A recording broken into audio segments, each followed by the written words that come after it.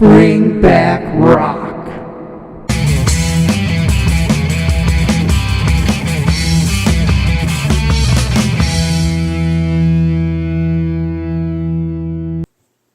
Hey, this is Dean. Welcome to Bring Back Rock, episode 2.5. Why is it 2.5? I'm just redoing the first couple episodes so they look stylistically like the other ones I've released.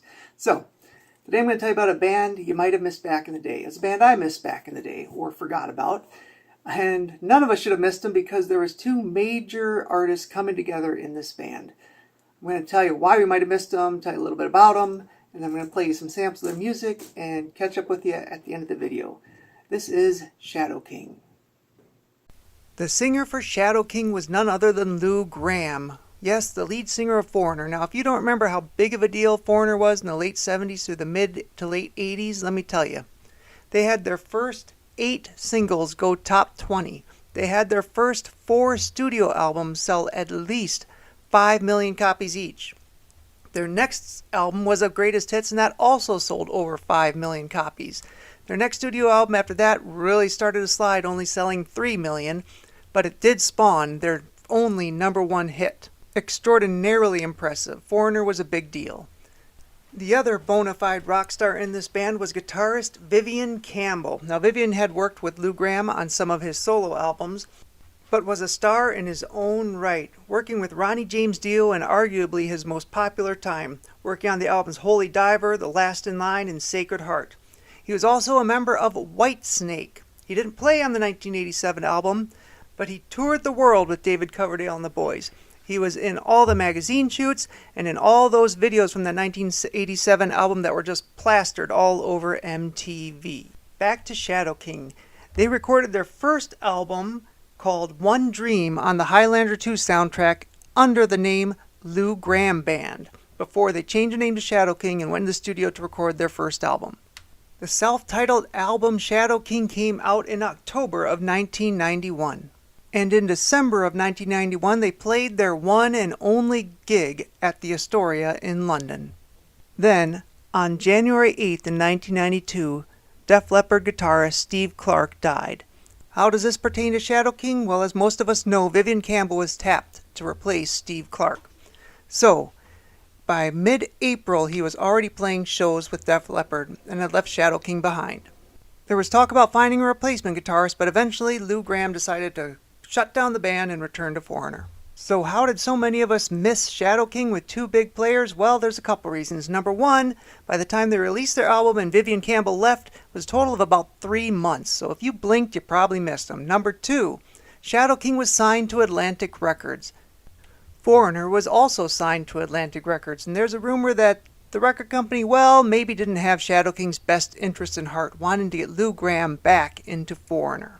Whatever the case, Shadow King left us with one album filled with arena rock goodness.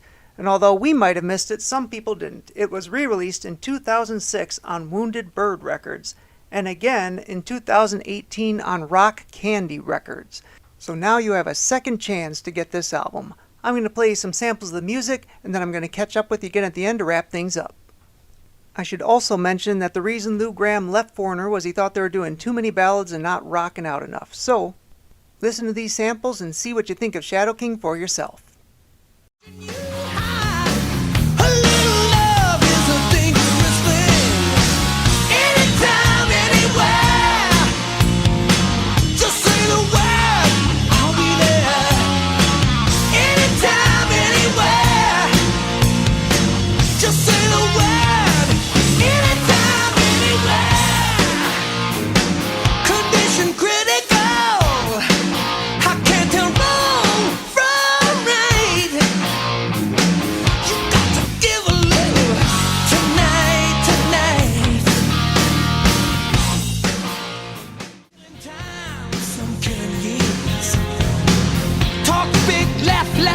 Back it up. It's the bottom of the river in the bottom of your cup now. Living life in this tenement town, it'll tear you up, it's gonna drag you down. You've been there once, you don't wanna go back.